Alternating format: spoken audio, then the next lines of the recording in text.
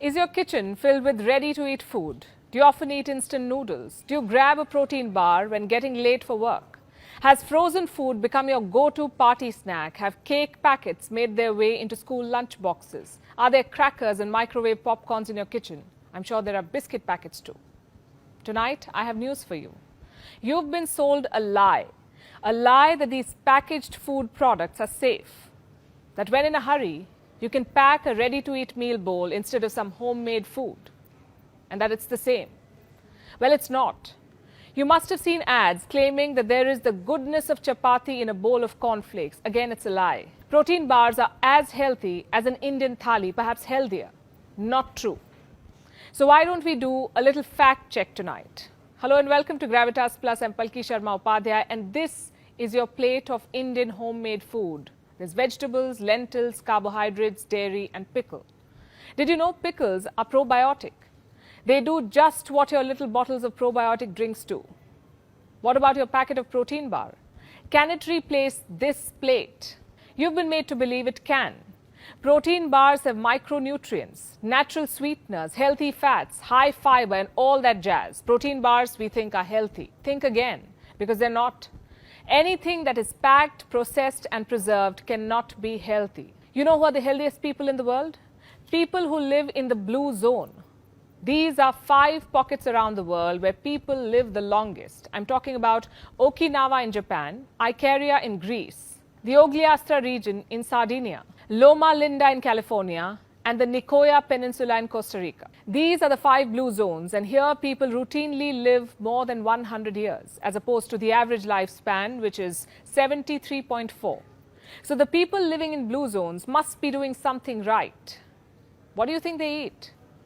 Yogurt cups bought from stores, packaged oatmeals, or ready-to-make breakfast smoothies, low-fat almond and soy meal? Well, none of the above. People living in these blue zones eat home food. They eat locally sourced fruits and vegetables. People in blue zones stick to time-honored recipes, food that has been passed on to them from their ancestors. For India, that could be dal chawal or idli sambar or roti sabzi or fish and rice. These are our traditional foods. They're made from locally sourced ingredients, and they complement the local weather conditions. In short, our traditional food is our health food. There is no need to consume healthy fats from packaged foods when coconut oil and ghee already charge your home food with healthy fats. Why do you need multigrain cereals when homemade rotis are fiber-packed?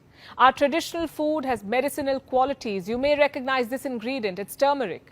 It is antioxidant. And this is cardamom. It has antioxidants and cancer-fighting properties.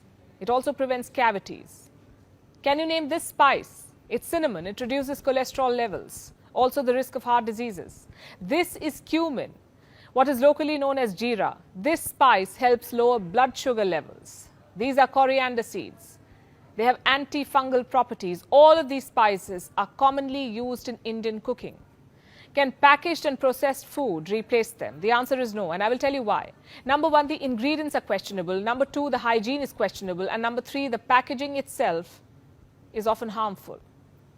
Let me explain this by using some of the most common packaged foods in our kitchens. Let's start with the ingredients. Most packaged foods have 3 common ingredients: preservatives, excess salt, and color.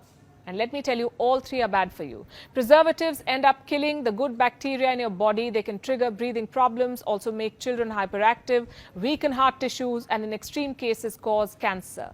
Which food items have preservatives? Almost everything that is packed. This includes your cereals, biscuits, crackers, breads, ready-to-eat meals, cheese, yogurt, deli meats, sauces, soups, everything. Ask yourself a question. What is the shelf life of a homemade batch of cookies? 2 to 3 weeks max if kept outside the fridge. Then how is it that your biscuit packet stays intact for months, even years? Because it comes with chemicals. Chemicals that extend their shelf life but reduce yours. Same with these heat and eat meals. A lot of us resort to them these days, and understandably so. Our lives are busy. There isn't enough time to cook 3 fresh meals a day, so microwave meals have become common. They've replaced traditional meals, for some people at least. In India, the frozen food market is worth $1.2 billion. You know what's amusing?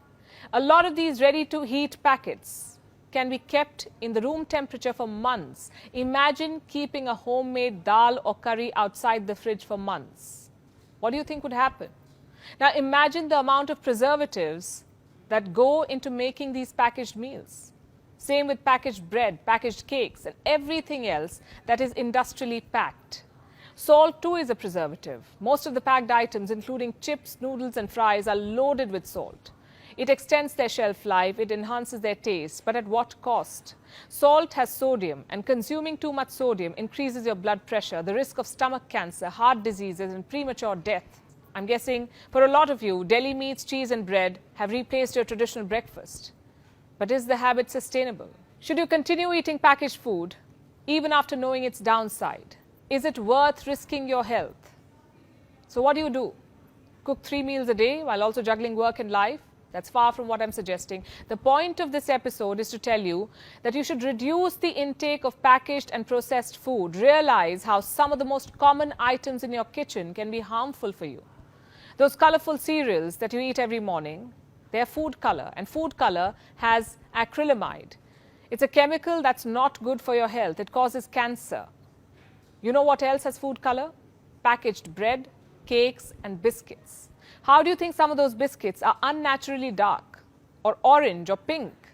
How is it that they come with colorful creams? Sure, your homemade snack looks dull in comparison, but it's safer. How many of you regularly munch on microwave popcorns?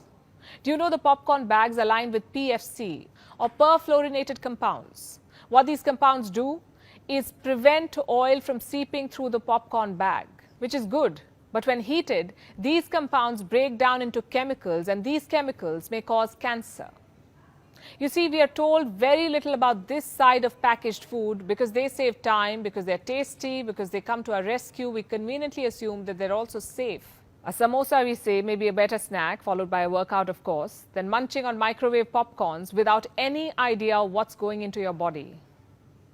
It's better to eat that ghee-laced paratha than preservative-filled cereals for breakfast. We know very little about the ingredients that go into making packaged food. And I'm talking about the real ingredients, not the ones that are listed on the packet. We know very little about the hygiene situation of the place where these food items are made and processed.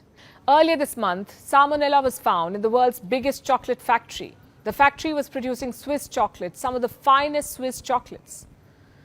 Long story short, it is time to rethink what we take for granted. It's time to reconsider the food in our kitchen. I know that it's not possible to throw out every packaged, preserved or processed food item from your kitchen, but you can always limit their consumption.